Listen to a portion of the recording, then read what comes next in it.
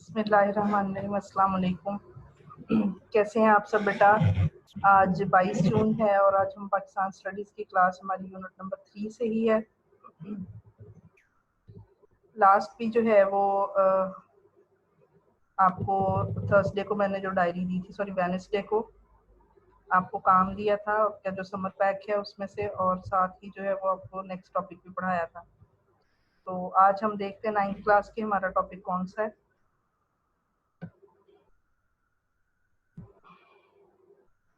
हमारी 3rd unit हम लोग पढ़ रहे हैं।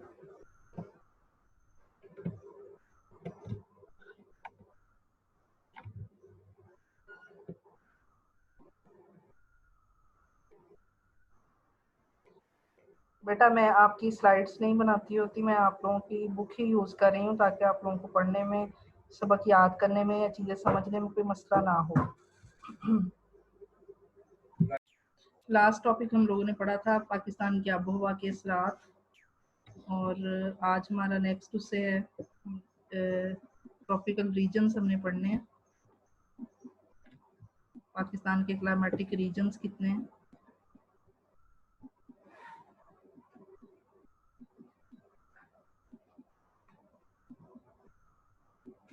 ग्लेशियर्स और दरियाओं का निज़ाम ये भी हमारा हो चुका हुआ था, और साथ ही जो है वो दरियाओं का निज़ाम, जंगलात और जंगली हयात ये भी हमारा हो गया था टॉपिक।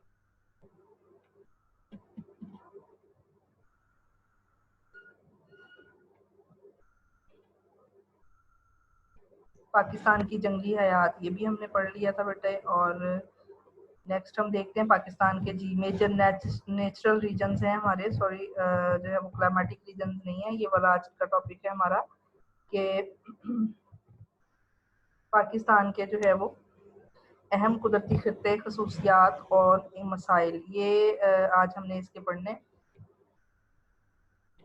सबसे पहले वो आपको बता रहा है कि कुदरती खित्ता क्या होता है। कुदरती खित्ता जो है उससे मुराद एक ऐसा इलाका होता है जिसमें सतह ज़मीन की बुलंदी, पस्ती यानी वो ऊंची कितनी है, ठीक है, प्लेन कितनी है यानी चटियल कितनी है, या उसमें वो गहरी कितनी है, वहाँ पे मौसम किस तरह के हैं, वहाँ पे पौधे किस तरह के हैं, लोग और जानवर वगैरह, ठीक है, और रहन सहन के तरीके जो है वो एक जैसे हों, और ये सारी चीज़ें मौजूद हों जहाँ पर, उसको हम कहते हैं कुदरती खित्ता। ठीक है, लोगों के रहन सहन के तरीके एक जैसे, बाकी चीज़ें जो है वो वहाँ पर मौजूद होनी चाहिए। अच्छा, पाकिस्तान के जो है वो अगर हम देखते हैं फर्दर तो 5 नेचुरल रीजन्स बनते हैं जिनमें मैदान, सहरा, साहिल, मरतूब और नीम मरतूब पहाड़ी और खुश्क और नीम खुश्क पहाड़ी रीजन शामिल है। सबसे पहले हम इसमें डिस्कस करेंगे मैदानी खित्ता। पाकिस्तान का मैदानी खित्ता जो है इसमें पंजाब और सिंध आता है, ठीक है, दरियाए सिंध का बालाई और जेरी मैदान भी इसको कहते हैं। मतलब आपको पता ही है, आपने पहले भी जो हमारे हमने मैदानी इलाके पढ़े हैं उसके अंदर पाकिस्तान के मैदान जो पढ़े हैं उसमें हमने ये पढ़ा है। तो आज हम इसको थोड़ा मजीद डिटेल से पढ़ेंगे, ठीक है जी।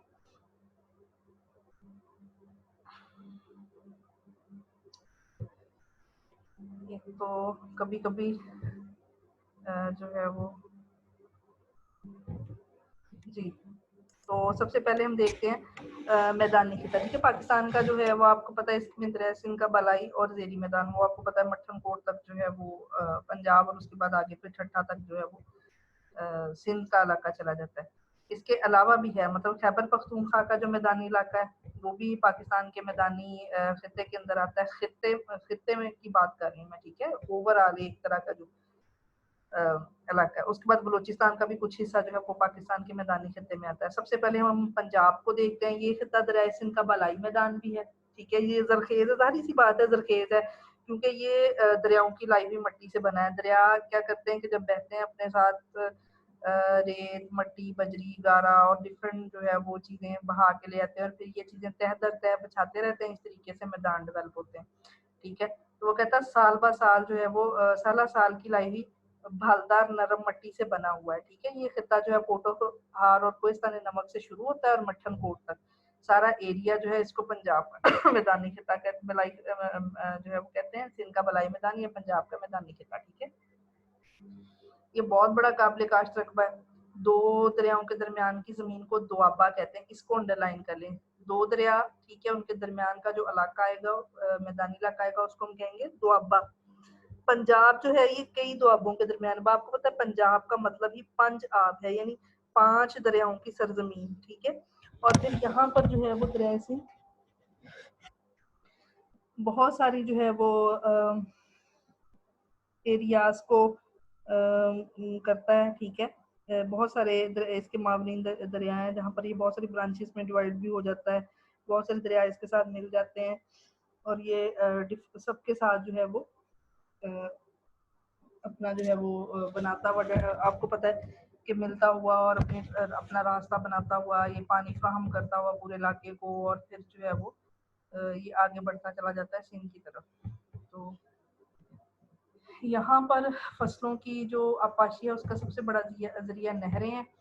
आबादी की बढ़ती ज़रूरियात जो उनको पूरा करने के लिए नहरों के अलावा ट्यूबवेलों से भी आपाशी की जाती है। दरियाओं पर बैराज बनाकर नहरें निकाली जाती हैं, ठीक है। इन नहरों में आपाशी नहरें भी हैं और राब्ता नहरें भी हैं। अच्छा, अभी ये ना थोड़ा सा इसमें डिफरेंस है, मतलब आपाशी नहरें जिनसे तुम रोजमर्रा की जरूरत के लिए पानी इस्तेमाल करते हैं, मतलब फसलों के लिए यूज होता है, लोगों की जरूरतों के लिए होता है। राब्ता नहर जो है इसका मतलब ये है कि अब देखें ना, जैसे हमारे जब सिंतास का मादा हुआ तो आधे दरिया इंडिया को मिल गए, आधे हमें मिले, तो वो जो 3 दरिया इंडिया को मिले उनका पानी तो पाकिस्तान में कम हो गया।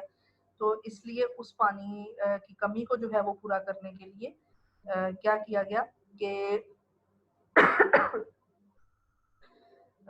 उस पानी की कमी को पूरा करने के लिए जो है वो फिर बैराज, नहरें और ये सारा सिस्टम डेवलप हुआ, ठीक है। उसमें अब एक दरिया का पानी, अगर एक नहर में पानी कम है, ठीक है, या किसी दरिया के अंदर जो है वो पानी डाला जाएगा, तो एक ऐसी नहर जो एक नहर से दूसरी नहर में या एक दरिया से दूसरी नहर के अंदर पानी ले जाके डाले, उसको हम कहते हैं राब्ता नहर, ठीक है जी। और मुल्क के आपाशी नहार और बराजों में ज्यादातर पंजाब के मैदानी क्षेत्र, मतलब जितना ऑलमोस्ट हमारा जो आपाशी का निज़ाम है वो सारे का सारा मैक्सिमम एग्जिस्ट कर रहा है पंजाब के अंदर। गंदम, कपास, चावल, गन्ना और मकई यहाँ की अहम फसलें हैं, ठीक है। कीनू, आम और अमरूद के बागात भी हैं। ज़रूरी पैदावार के लिहाज से ये बहुत अहमियत का हामिल है। अब आपको पता है कि पाकिस्तान जो है वो बनने से पहले जो मुतहदा पंजाब था, इसकी ज़रूरी पैदावार कितनी ज़्यादा थी, और इंडिया और पाकिस्तान जो है वो उनका जो मुतहदा पंजाब था वो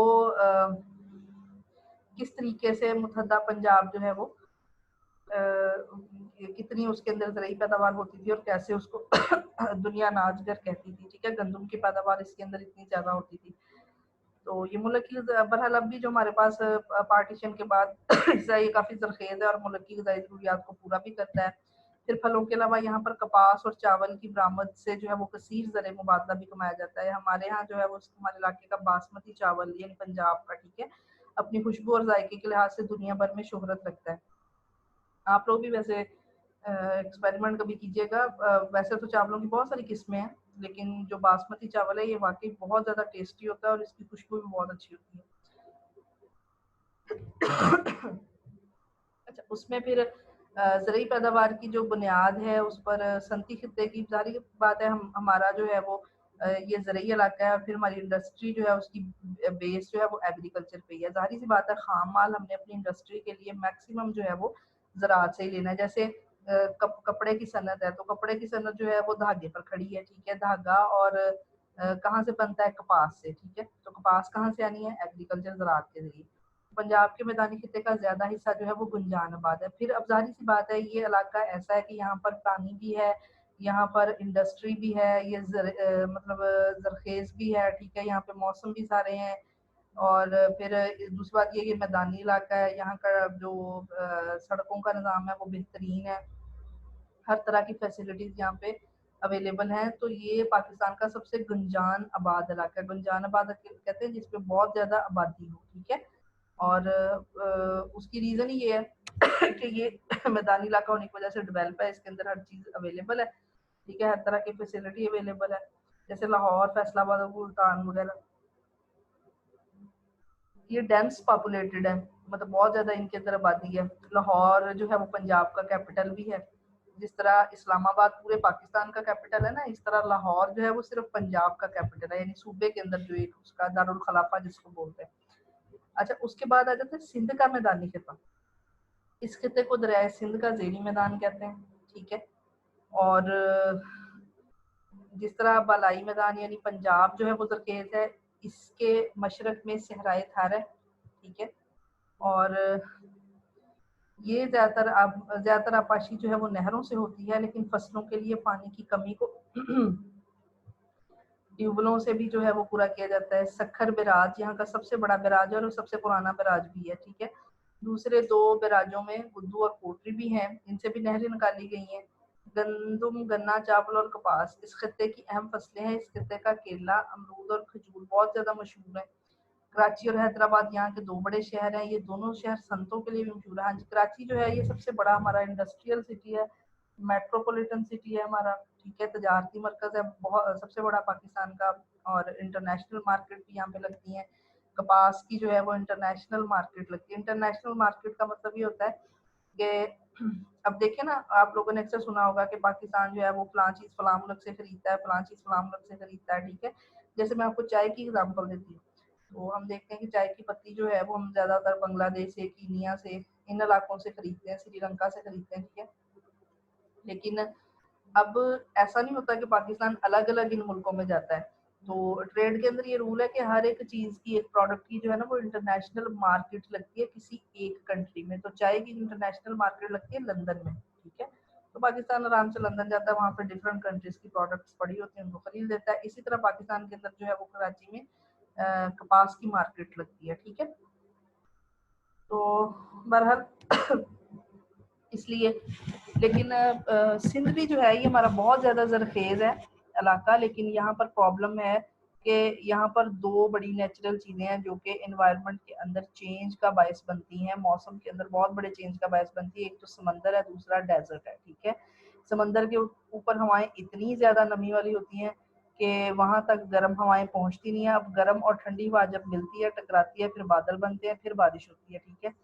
तो ये भी एक इशू है बारिश ना होने, कम होने का, ठीक है। और दूसरी बात ये कि जब वो हमारे सहराई इलाकों तक पहुंचती है तो इतना ज्यादा टेम्परेचर हो जाता है कि बिल्कुल नमी खत्म हो जाती है और वो भी गर्म बन जाती है। दो रीजन है कि यहाँ का जो टेम्परेचर है वो, ये मतलब यहाँ पर जो एनुअल रेनफॉल है, जो बारिश है, वो कम होती है, ठीक है। अच्छा, अब बहरहाल यहाँ पर भी जो है वो आपाशी का सिस्टम थोड़ा मौजूद है, लेकिन जिन इलाकों में नहीं है वहाँ पर ट्यूबवेल वगैरह लगाए जाते हैं। एक सिंध का जो इशू है ना वो ज्यादा वो ये है कि यहाँ पर जो है ना वो पानी नहीं सही, जेर जमीन पानी कड़वा है। एक होता है नमकीन और खारा पानी, एक कड़वा है पानी, ठीक है। तो इसलिए जो है वो यहाँ पर काफी ज्यादा इशू है। जमीन बंजर और वीरान है पानी की कमी की वजह से। गवर्नमेंट कोशिश तो बहुत कर रही है, कुछ काफी सारी चीजें लॉन्च भी कर चुकी हुई है। तो यहाँ पर जो है वो सिंध के बहुत सारे जरखेज इलाके जो वीरान पड़े हुए हैं, उनको देख के जो है वो शिद्दत से इस चीज का एहसास होता है कि अब पाकिस्तान की गवर्नमेंट को लाजमी तौर पर डैम कंस्ट्रक्शन के को सीरियस लेना पड़ेगा।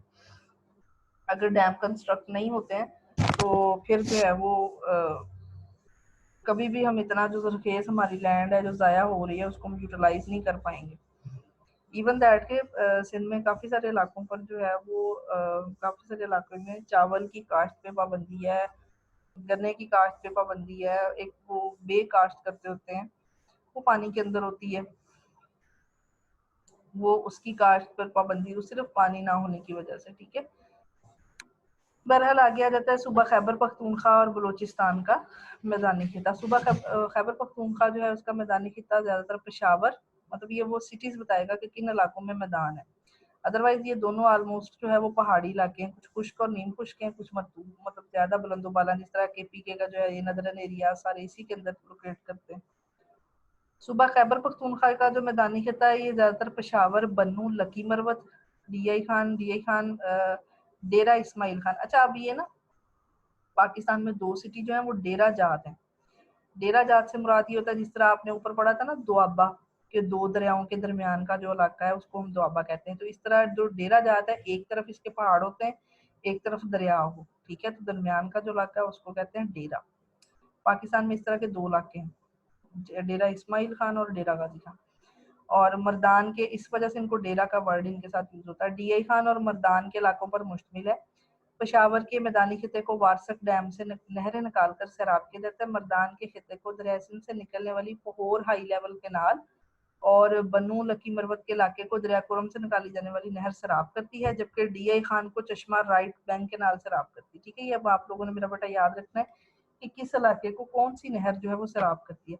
सूबा बलोचिस्तान एक खुश्क खिता है जिसका ज्यादातर मैदानी इलाका गुद्दू बराज से निकाली जाने वाली इनहार, डेजर्ट और पिट फीडर से सराब होता है। नहरी पानी की कमी है जिसे ट्यूबवेलों या दूसरे जराये से पूरा करने की कोशिश की जाती है। सूबा खैबर पख्तूनख्वा के मुकाबले में बलोचिस्तान में बारिश कम होती है। गंदम, तंबाकू, गन्ना, मकई और चावल यहाँ की अहम फसलें हैं। अच्छा, बहरहाल आगे इसमें देखते हैं सहराई खिता। ये आज का हम पढ़ेंगे, इसका सिर्फ सहराई खिता तक हम काम करेंगे। ठीक है, बाकी साहली खिता और जो नेक्स्ट है हमारा मरतूब और नीम मरतूब पहाड़ी खिता और साथ में खुश्क और नीम खुश्क पहाड़ी खिता, ये हम पढ़ेंगे कल। ठीक है जी, इस तरह आपका काम भी ज्यादा नहीं होगा। और आप लोगों ने वो डायरी अपनी की है या नहीं की है, वो आप लोगों ने मुझे लाजमी बताना है। अपना फीडबैक प्रॉपर बेटा दिया करें हमें पाकिस्तान स्टडीज का। मैंने जल्दी जो है वो आपका मैडम हिरा शबीर से मंगवा लेना है सारा फाइल, बल्कि आज माइट भी पॉसिबल कि मेरी उनसे मुलाकात हो, तो फिर मैं आपका फीडबैक भी जो है वो कलेक्ट करती हूँ। अच्छा, इसमें सहराई खता है ऐसा इलाका जहाँ सालाना बारिश 10 इंच से कम हो, सहरा कहलाता है। ठीक है, अच्छा, दुनिया में दो तरह के सहरा होते हैं, एक कोल्ड डेजर्ट है, एक हॉट डेजर्ट है। पाकिस्तान के अंदर कोल्ड डेजर्ट भी मौजूद है और हॉट डेजर्ट भी है। ठीक है, यानी गर्म सहरा भी है और ठंडा सहरा। ठंडा सहरा मतलब उसने ये नहीं कहा कि गर्म रेतला इलाका हो, ठीक है, और वो जो एक टिपिकल हम कॉन्सेप्ट हमारे दिमागों में बना हुआ है सहरा का, वो नहीं चीज। सिर्फ सिंपली डेजर्ट वो एरिया है जहां पर बारिश 10 इंच से कम होती है सालाना, चाहे वो बर्फानी इलाका है चाहे वो गर्म रेतला इलाका है। बारिश शर्त है बीच में कि 10 इंच से कम हो रही है, तो वो डेजर्ट है। पाकिस्तान का जनूब मशरकी हिस्सा रेगिस्तानी खसूसियात का हामिल है, एक वसी और रीज रकबे पर मुहित है। पंजाब का ये इलाका बहावल नगर से शुरू होकर बहावलपुर और रहीम यार खान तक फैला हुआ है, और सिंध में ये सखर, खैरपुर, सांगड़, मीरपुर खास और थरपार करके जिला पर मुश्तमिल होता है। इस सहरा को पंजाब में चोलस्तान या रोही कहते हैं और सिंध में इसको थर और नारा कहते हैं। यहाँ सहराई नबातात मिलती हैं। लोगों का ज्यादातर पेशा भेड़ बकरियां और ऊंट पालना है। बारिश कम होती है इसलिए पानी यहाँ का बहुत बड़ा मसला है। ज्यादातर बारिश के पानी को जो है वो लोग तालाबों में जमा कर लेते हैं और फिर पीने के लिए इस्तेमाल करते हैं। सहरा के अंदर ना कुछ कुछ जगहों पर पानी अवेलेबल होता है और वहां पर थोड़ी ग्रीनरी होती है, तो ऐसे इलाकों को सहरा के अंदर बोलते हैं नखलिस्तान। ठीक है, तो ये आप लोगों ने इलाके भी याद करने हैं कि पंजाब का जो है वो, पंजाब के अंदर सहरा है बहावल नगर से बहावलपुर तक और फिर आगे रहीम यार खान तक, और सिंध में सखर, खैरपुर, सांगड़, मीरपुर खास और थरपारकर। तो ये जो डेजर्ट है इसको चोलस्तान में कहते हैं, पंजाब में कहते हैं चोलस्तान या रोही, और सिंध में जाके इसका नाम चेंज हो जाता है। डेजर्ट एक ही है, ठीक है, लेकिन इलाका चेंज होने की वजह से आगे सिंध में इसका नाम चेंज हो जाता है थर और नारा। अच्छा, बहरहाल दूसरा जो सहरा है पाकिस्तान का उसको थल कहते हैं। थर जो है उसका आपने देख लिया, अब आते हैं थल की तरफ। ये झेलम और सिंध में है। ये वाला रेगिस्तान मियांवारी, लिया, बक्कर, खुशावर, मुजफ्फरगढ़ के अंदर शामिल है। ठीक है, इसके जिले सारे इसमें आ जाते हैं। इसके कुछ हिस्सों को दरियाए सिंध से नहरें निकाल कर सैराब किया जाता है। नहरों के अलावा ट्यूबवेल भी जो है उनसे भी आपाशी की जाती है। कहीं कहीं बारानी काश्त भी देखने को मिलती है। बारानी काश्त का मतलब ये होता है ऐसी काश्त जिसका इन्हिसार बारिश के पानी पर हो। पाकिस्तान का तीसरा रेगिस्तान जो है वो खारान है और ये सूबा बलूचिस्तान के अंदर वाक़ है। इस रेगिस्तान में जिला चागी का कुछ इलाका भी आ जाता है। बारिश नहीं होती, ब्याबो गया है, आबादी कम है, पानी के लिए लोगों को मीलों सफर करना पड़ता है। ठीक है, ये यहाँ पर मतलब जो है वो बिल्कुल भी बारिश ना होने के बराबर है। ठीक है, और कभी कभार जो है वो यहाँ पे बारिश होती है, लोग उसी पे डिपेंड करते हैं, ज्यादा पुराने रस्म और रिवाज के हैं, पानी ना होने के बराबर। पाकिस्तान का सबसे पसमानदा इलाका है, बिल्कुल जहाँ पर डेवलपमेंट नहीं है वो चागी का इलाका है, और यहाँ पर लोग जो है वो भेड़ बकरियां ऊँट पालते हैं। अच्छा बेटे, ये चीजें जो आपको मैं पढ़ा रही हूँ ना, आपने इसको ध्यान से सुन लेना है, समझ लेना है, याद कर लेना है। ये हमने पहले भी तीसरा यूनिट पढ़ा हुआ है, ठीक है, उसमें भी मैंने आपको बड़ी डिटेल के साथ कुछ चीज़ें दिखाई भी हुई हैं और पढ़ाई भी हुई हैं। एक चीज़ आज मैंने ना आपको लेक्चर में कहनी थी, मेरी तो बल्कि अल्लाह ताला से दुआ है कि जल्दी से जल्दी जो है वो ये लॉकडाउन ख़त्म हो जाए, कुछ एजुकेशन जो इंस्टीट्यूशन है उनके हवाले से गवर्नमेंट कोई जल्द ही कोई स्टेप ले ले। तो मैंने आपसे ये कहना था कि आप लोग जो भी मोबाइल फ़ोन यूज़ करते हैं लेक्चर को सुनने के लिए, लैपटॉप यूज़ कर रहे हैं, सिस्टम कर रहे हैं, तो थोड़ा उनको अपडेट रखा करें। उसकी रीज़न ये है कि बाज़-औक़ात जो है वो मैं आपके लेक्चर में, अब मैंने ये आपको पढ़ा दिया है, पहले मैं आपको लेक्चर देती थी, सेंड करती थी, मैं आपको साथ डॉक्यूमेंट्रीज़ भी शेयर करती थी, आपको सोर्स बता देती थी कि भई मैं यूट्यूब से ही लेती हूँ। मतलब बहुत सारे लोगों ने जो है वो रिसर्चर्स जो हैं या जो ये वीडियोज़ वग़ैरह बनाते हैं, उन्होंने बड़ी अच्छी-अच्छी वीडियो ऊपर बनाई होती थी, मैं आपको वीडियो वो दिखा देती थी, ठीक है, या उनका लिंक शेयर कर देती थी। वो थोड़ी चीज़ें जब आप बुक में पढ़ते थे, आप वीडियो के अंदर उसको देखते थे, वो लेक्चर भी इंटरेस्टिंग लगता था और आपको चीज़ों का पता भी चल जाता था, ठीक है, और थोड़ा डिफरेंट काम भी हमारा हो जाता था। लेकिन फिर आप में से कुछ बच्चों ने ये कहा जी हमसे लेक्चर जो है वो डाउनलोड नहीं हो पाता, लेक्चर जो है वो ओपन नहीं होता।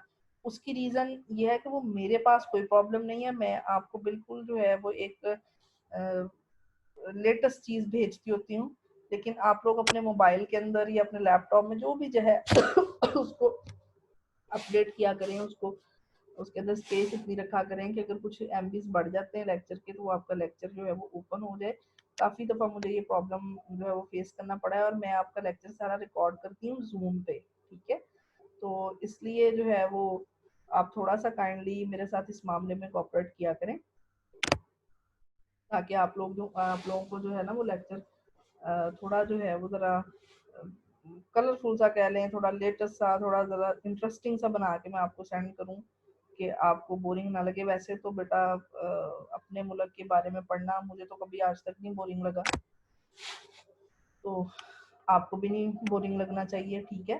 तो लेकिन थोड़ा सा ज़रा ये है कि अपना खुद खुद देखा करें कि कहाँ पर जो है वो प्रॉब्लम हो रही है, डाउनलोडिंग में इशू हो रहा है, ठीक है जी।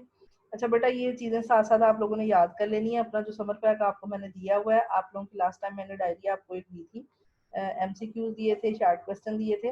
कल मैंने आपसे उसमें से टेस्ट लेना है, कल मैंने आपको टेस्ट यहाँ पे जो है वो सेंड कर देना है, आप लोगों ने वो सॉल्व करके फिर मुझे देना है। जो लास्ट वीक में वेडनेसडे को मैंने आपको एमसीक्यूज़ और शॉर्ट क्वेश्चन की डायरी दी थी, सिर्फ एमसीक्यूज़ यूनिट नंबर 3 के उतने और शॉर्ट क्वेश्चन, ठीक है, वो 10 शॉर्ट क्वेश्चन थे, 15 थे या इतने के आपके एमसीक्यूज थे, उसमें से कल मैंने टेस्ट लेना है और आप लोगों को ये आपके पास ये होना चाहिए, ठीक है जी।